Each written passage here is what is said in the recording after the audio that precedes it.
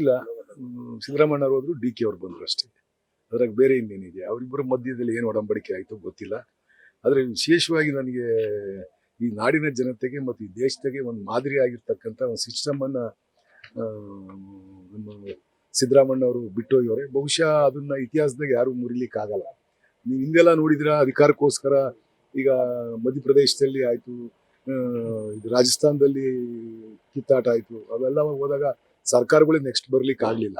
ಆ ಪರಿಸ್ಥಿತಿ ನಿರ್ಮಾಣ ಮಾಡಿದ್ರು ಹಿಂದಿದ್ದಂಥ ನಾಯಕರು. ಆದರೆ ಸಿದ್ದರಾಮಯ್ಯ ಅವರು ಇವರೆಲ್ಲರಿಗೂ ಕೂಡ ಮಾದರಿ ಆಗೋ ರೀತಿಯಲ್ಲಿ, ಇಡೀ ದೇಶಕ್ಕೆ ಮಾದರಿ ಆಗೋ ರೀತಿಯಲ್ಲಿ ಅವ್ರ ನಡವಳಿಕೆ ಮುಖೇನ ತೋರಿಸಿರ್ತಕ್ಕಂಥದ್ದು. ಬಹುಶಃ ಇತಿಹಾಸ ಪುಟಗಳನ್ನ ಸಿದ್ದರಾಮಯ್ಯ ಸೇರಿರುವಂತ ನಾನು ಕೂಡ ಭಾವಿಸ್ತೀನಿ.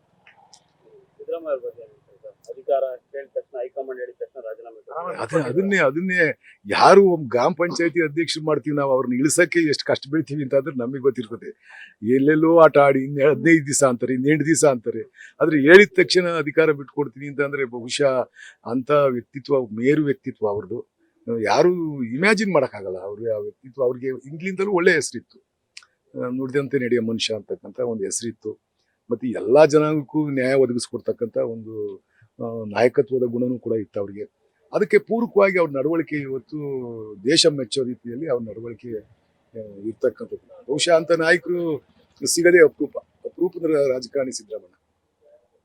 ದಲಿತ ಸಿಎಂ ಅನ್ನುವಂಥದ್ದು ಒಂದು ಕೇಳಿ ಬರ್ತಾ ಇತ್ತು ಸರ್. ಅದರಲ್ಲೂ ಕೂಡ ತುಮಕೂರು ಜಿಲ್ಲೆಗೂ ಕೂಡ ಸಿಎಂ ಸ್ಥಾನ ಬೇಕು ಅನ್ನುವಂಥದ್ದು ನಾವು ಕೇಳಿದ್ವಲ್ಲ, ಪರಮೇಶ್ವರ ಆದ್ರೂ ಸಂತೋಷ ಅಂತ ನಾವು ಅಂದ್ಕೊಂಡಿದೀವಿ.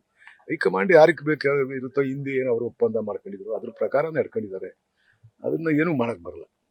ಗ್ಯಾರಂಟಿಗಳು ಹೇಗಿರುತ್ತೆ ಸರ್? ಹೊಸ ಸಿಎಂ ಮನೆಗೆ ಇಲ್ಲ, ಮುಂದುವರಿತವೆ, ಬದಲಾವಣೆ ಆಗೋ ಪ್ರಶ್ನೆನೇ ಇಲ್ಲ.